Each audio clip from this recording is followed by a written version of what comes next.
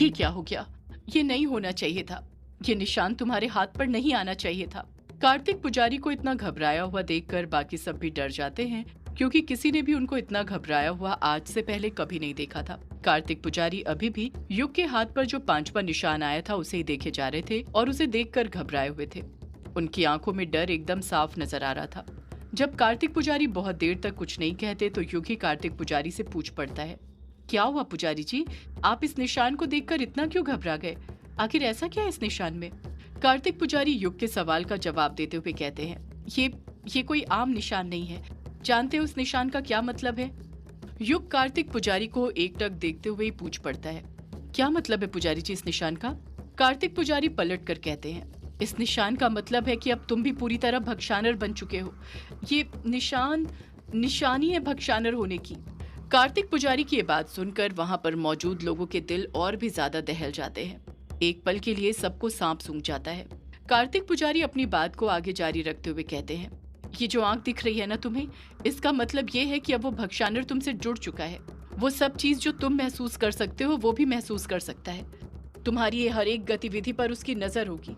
अब उस भक्षानर का मकसद ही तुम्हारा मकसद बन चुका है। अभिमन्यु बीच में बोल पड़ता है, भक्षानर का मकसद तो पूरे ब्रह्मांड पर राज करने का था। कार्तिक पुजारी हामी भरते हुए कहते हैं, वही मकसद अब युग का भी होगा। यामिनी युग की कलाई की तरफ इशारा करते हुए कहती है, और ये जो ट्रायंगल है इसका क्या मतलब है पुजारी जी? कार्तिक पुजारी यामिनी के सवाल का जवाब देते हुए कहते हैं, ये ट्रायंगल शक्ति आदान प्रदान करने का प्रतीक है। इसके जरिए ही युग और वो भक्षानर का अंश अब जुड़ चुके हैं। वो अलग नहीं हो सकते। अभी वो दोनों अलग भले ही हों, पर एक दिन दो रूह एक जिस्म होगी। जैसे ही कार्तिक पुजारी ये बात बोलते हैं, यामिनी को वो पल याद आने लग जाता है जब भक्षानर के अंश में से काला धुआं निकलने लग गया था और युग की कलाई के अंदर जाने लग गया था। यामिनी उस बारे में सोचते हुए कहती है, इसका मतलब वो धुआं सिर्फ धुआं नहीं था बल्कि शक्तियां थी। यामिनी इसके आगे ज्यादा कुछ सोच पाती उससे पहले ही युग कार्तिक पुजारी से बोल पड़ता है, आप इस निशान के बारे में कुछ भी बोलिए, पर मुझे तो लगता है यही निशान है जिसकी वजह से मैं उस भक्षानर के अंश को हरा पाया हूँ। अगर ये निशान मेरे शरीर पर नहीं आता तो वो कभी नहीं हारता। और तो और ये निशान खुद उसने मुझे दिया है। कार्तिक पुजारी पलट कर कहते हैं, वो भक्षानर का अंश हारा भले ही हो युग, पर उसका अंत नहीं हुआ है। देखना वो एक न एक दिन वापस जरूर आएगा। और तो और ये निशान जिस पर तुम आज अभिमान कर रहे हो, एक दिन आएगा जब तुम खुद इस निशान को लेकर पछताओगे। इसे कोसोगे कि ये निशान क्यों तुम्हारी कलाई पर आया, क्यों इसने तुम्हारी जिंदगी बर्बाद की। युग तुरंत कहता है, मेरी जिंदगी बर्बाद तो बहुत पहले ही हो चुकी थी पुजारी जी। इस निशान ने तो मेरी जिंदगी को वापस से संवारा है। अगर अब वो भक्षानर का अंश वापस भी आएगा तो मुझे उससे कोई डर नहीं, मैं उसका सामना कर लूंगा। युग के अंदर इतना अहम देखकर कार्तिक पुजारी खुद चुप हो जाते हैं। पलट कर कुछ नहीं कहते हैं, लेकिन मन में सोचने लग जाते हैं, एक दिन तुम्हारा यही अहंकार तुम्हें ले डूबेगा युग। जब कोई कुछ नहीं कहता है तो युग खुद ही बोल पड़ता है, भविष्य में जो होगा वो देखा जाएगा पुजारी जी। पर इस वक्त इन सब चीजों से ज्यादा जरूरी जो बात है वो ये है कि मुझे मेरे पापा को मुक्ति दिलानी है, जो कि उन्हें दाह संस्कार के बाद मिलेगी। युग अनुराग के शव की तरफ देखते हुए कहता है, मुझे मेरे पिता का अंतिम संस्कार करना है पुजारी जी। युग के कहने पर कार्तिक पुजारी भी अनुराग के शरीर की तरफ देखने लग जाते हैं। बल्लू काका भी रोते हुए बोल पड़ते हैं, हाँ हाँ पुजारी जी, मुझसे भी छोटे मालिक के शव की ऐसी हालत नहीं देखी जा रही। आप जल्दी से छोटे मालिक के शव का अंतिम संस्कार कर दीजिए। कार्तिक पुजारी को भी युग और बल्लू काका की बात ठीक लगती है और वो भी हाँ में अपना सिर हिला देते हैं।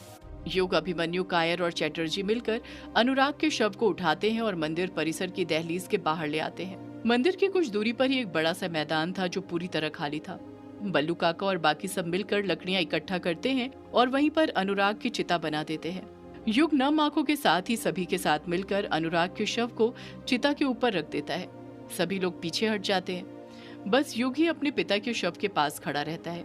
युग देखता है कि अनुराग की आंखों की पुतलियां गायब थी, जिसे काले साये ने निकाल लिया था। अनुराग की पलकें खुली हुई थी। युग नम आंखों के साथ अपने हाथों से अनुराग की पलकें बंद करने लग जाता है, पर अनुराग की पलकें बंद ही नहीं हो रही थी, वो खुली की खुली रहती हैं। युग 5-6 बार अनुराग की पलकों पर अपने हाथ फेरता है, पर उन पर कोई असर नहीं पड़ता है।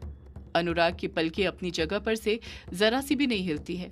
कार्तिक पुजारी ने अंतिम संस्कार की क्रियाविधि शुरू कर दी थी और उनके जोर देने पर युग भी उसमें सम्मिलित हो गया था। उसका खुद ब खुद अनुराग की पलकों पर से ध्यान हट गया था। कार्तिक पुजारी क्रियाविधि समाप्त करते हुए जलती हुई मशाल युग के हाथों में देते हुए कहते हैं, जाओ युग बेटा, और जाकर अपने पिता को मुखाग्नि दो। युग कार्तिक पुजारी के हाथ में से मशाल लेता है और उसे लेकर चिता के पास जाने लग जाता है। बाकी सब चिता से कुछ दूरी पर ही खड़े हुए थे। युग मशाल लेकर चिता के पास पहुंचता है और नम आंखों के साथ अनुराग का शव देखने लग जाता है। अनुराग का शव देखते हुए उसे वो लम्हात याद आने लग जाते हैं जो उसने अपने पिता के साथ बचपन में बिताए थे। उसे याद आता है कि किस तरह वो अपने पिता के साथ खेला करता था, किस तरह वो उसे बचपन में यक्षिणी की कहानी सुनाया करते थे। उसे वो पल भी याद आता है जब अनुराग एक बार युग को लेकर दैवीय झरने के पास गया था। युग उन्हीं पलों में खो जाता है, मुखाग्नि नहीं देता है। कार्तिक पुजारी युग पर दबाव बनाते हुए फिर उससे कहते हैं, युग बेटा, चिता को मुखाग्नि दो। अगले ही पल युग अपनी यादों से बाहर आता है और मशाल को आगे करते हुए अनुराग के शव को मुखाग्नि देने लग जाता है। युग ने मशाल को अनुराग की चिता के पास तो रख दिया था, पर उसकी चिता में आग ही नहीं पकड़ रही थी। ये देखकर सिर्फ युग हैरान नहीं हुआ बल्कि बाकी सब भी हैरान रह गए थे। कायर खुद से बड़बड़ाते हुए कहता है, ये क्या हो रहा है? अनुराग अंकल की चिता में आग क्यों नहीं लग रही? युग फिर एक बार कोशिश करता है, पर इस बार भी चिता आग नहीं पकड़ती है। करीब 15 मिनट हो गए थे युग को चिता में अलग अलग जगह से आग लगाने की कोशिश करते हुए, पर अभी तक चिता ने आग नहीं पकड़ी थी। ये सब देखकर अभिमन्यु को न जाने क्या हो जाता है। वो उसी वक्त अपने कदम आगे बढ़ाता है, घासलेट की बोतल उठाता है और उसे पूरी चिता के ऊपर उलट देता है। कार्तिक पुजारी अभिमन्यु को टोकते हुए उससे कहते हैं, ये तुम क्या कर रहे हो अभिमन्यु? रुक जाओ, ऐसा करना कदापि उचित नहीं है। अभिमन्यु कार्तिक पुजारी की एक नहीं सुनता और घासलेट चिता पर उलटते हुए कहता है, आप देख नहीं रहे पुजारी जी क्या हो रहा है? शायद लकड़ियां गीली हैं इसलिए आग नहीं पकड़ रही है, इसलिए तेल डाल रहा हूँ ताकि आग पकड़ ले। कार्तिक पुजारी पलटकर कुछ कहते उससे पहले ही चिता में आग लग जाती है, लकड़ियां जलने लगती हैं। ये देखकर कार्तिक पुजारी अभिमन्यु से फिर कुछ नहीं कहते हैं। अनुराग की चिता में आग लग गई थी। उन सबकी आंखों में जलती हुई चिता की आग नजर आने लग गई थी और देखते ही देखते उस चिता की लपटें इतनी ज्यादा बढ़ जाती हैं कि सीधे आसमान की तरफ जाने लग जाती हैं। आग इतनी ज्यादा बढ़ गई थी कि उसकी तपिश वहां पर मौजूद सभी लोगों को महसूस होने लग गई थी। उन सभी को गर्मी का एहसास होने लगा था। इससे पहले कार्तिक पुजारी ने भी कभी किसी चिता को इतनी ज्यादा फैली आग की लपटों के साथ जलते हुए नहीं देखा था। चंद लम्हातों में ही वो चिता पूरी तरह जलकर खाक हो जाती है। जब आग की लपटें पूरी तरह बुझ जाती हैं और सबकी निगाहें वापस से चिता पर पड़ती है तो सबके होश उड़ जाते हैं। उनकी आंखें खुली की खुली रह जाती हैं। ऐसा लग रहा था जैसे वो कोई सी ऐसी चीज देख रहे थे जिस पर यकीन करना नामुमकिन था। वो सब देखते हैं कि लकड़ियां तो पूरी तरह जलकर खाक हो गई थी, लेकिन अनुराग का जो शव था वो बिल्कुल भी नहीं जला था। उस पर आग की लपटों का जरा सा भी असर नहीं हुआ था। बल्लू काका डर के साथ हकलाते हुए कहते हैं, ये कैसे हो सकता है? लकड़ियां तो पूरी तरह से जल गई, पर छोटे मालिक का शव क्यों नहीं जला उसके साथ? बल्लू काका के सवाल का जवाब वहां पर मौजूद किसी भी शख्स के पास नहीं था, इसलिए वो सभी खामोशी के साथ वहीं पर खड़े रहते हैं। वो सब भी उसी तरह हैरान परेशान रह गए थे जिस तरह बल्लू काका रह गए थे। कार्तिक पुजारी खुद से बड़बड़ाते हुए कहते हैं, ये तो अनर्थ है, ऐसा कदापि नहीं होना चाहिए था। सबकी बोलती बंद हो गई थी अनुराग के शव को इस हालत में देखकर। कार्तिक पुजारी फिर बोल पड़ते हैं, जब तक अनुराग का शव जल नहीं जाता उसे मुक्ति नहीं मिलने वाली। उसके शव का जलना बहुत जरूरी है। युग गुस्से के साथ कहता है, मैं अपने पिता को मुक्ति दिला कर रहूंगा, चाहे इसके लिए मुझे कुछ भी क्यों न करना पड़े।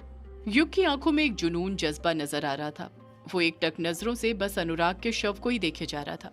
अभिमन्यु तुरंत युग के पास जाता है और उससे कहता है, तू क्या करने की सोच रहा है युग? युग अभिमन्यु के सवाल का कुछ जवाब नहीं देता है। वो बस एकटक नजरों से अपने पिता के शव को ही देखे जा रहा था, पर युग की आंखों में देखकर साफ समझ आ रहा था कि उसके मन में कुछ न कुछ तो जरूर चल रहा था, कुछ ऐसा जो वहां पर मौजूद बाकी सब लोगों के दिल को दहला कर रख देने वाला था। अभिमन्यु फिर युग से पूछ पड़ता है, बोल युग, तो क्या करने की सोच रहा है? युग भारी आवाज में कहता है, मुझसे दूर हो जा अभिमन्यु। अभिमन्यु हड़बड़ाहट के साथ कहता है, दूर हो जाऊं, पर क्यों? युग गुस्से के साथ ही कहता है, मैंने कहा मुझसे दूर हो जा। अभिमन्यु युग के पास ही खड़ा रहता है, उससे दूर नहीं हटता है। यामिनी कुछ करने का सोचती उससे पहले युग अभिमन्यु को गुस्से के साथ धक्का दे देता है, जिस कारण अभिमन्यु दूर जाकर गिर जाता है। जब तक अभिमन्यु वापस से उठकर खड़ा होता है, उससे पहले ही युग एकटक नजरों के साथ अनुराग के शव को देखता है और अपने अंदर की शक्तियों को जागृत करता है। देखते ही देखते उसके हाथों से आग की लपटें निकलने लग जाती हैं, जो सीधे जाकर अनुराग के शव पर पड़ने लग जाती हैं। अनुराग का शव चारों तरफ से आग से घिर जाता है। वो आग की लपटें इतनी ज्यादा तेज थी कि किसी को भी कुछ नजर नहीं आ रहा था। युग ने अपनी पूरी शक्ति लगा दी थी अनुराग के शव को जलाने में। कुछ देर बाद जब आग कम होती है तो युग देखता है कि फिर अनुराग के शव को कुछ नहीं होता है। वो जरा सा भी नहीं जला था। युग फिर गुस्से से अपने आप को भरता है और एक बार फिर अपने अंदर की शक्तियों की आग से अनुराग के शव को जलाने की कोशिश करने लग जाता है, पर इस बार भी कुछ नहीं होता है। युग बार बार अपनी शक्तियों का प्रयोग करे जा रहा था, पर अनुराग के शव पर उस आग का जरा सा भी असर नहीं पड़ रहा था। युग अपनी शक्तियों का प्रयोग करने के कारण इतना थक गया था कि वो अपने घुटनों के बल बैठ गया था, पर तब भी वो रुकने का नाम नहीं ले रहा था। उसके हाथों से लगातार आग की लपटें निकलते जा रही थी। यामिनी उसी वक्त भागते हुए युग के पास जाती है और उसे रोकने की कोशिश करते हुए कहती है, रुक जाइए युग बाबू, बस बहुत हुआ। युग तब भी यामिनी की एक नहीं सुनता है और अपनी शक्तियों से अनुराग के शव को जलाने की कोशिश करते रहता है। यामिनी फिर युग को रोकते हुए कहती है, रुक जाइए युग बाबू, ये आप क्या कर रहे हैं। अभिमन्यु भी युग के पास आ जाता है और उसका हाथ पकड़ते हुए कहता है, रुक जा युग।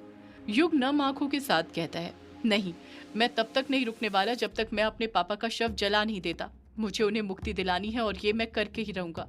दामिनी और अभिमन्यु में से कोई कुछ कहता उससे पहले कार्तिक पुजारी कहते हैं, अनुराग को ऐसे मुक्ति नहीं मिलने वाली है युग। युग कार्तिक पुजारी की तरफ देखते हुए कहता है, तो फिर कैसे मेरे पापा को मुक्ति मिलेगी पुजारी जी। कार्तिक पुजारी पलट कर कहते हैं, पहले ये सब जो भी तुम कर रहे हो वो सब करना बंद करो, शांत हो जाओ, अपने आप पर काबू रखो। कार्तिक पुजारी के कहने पर युग शांत होने लग जाता है, अपने हाथ नीचे कर लेता है।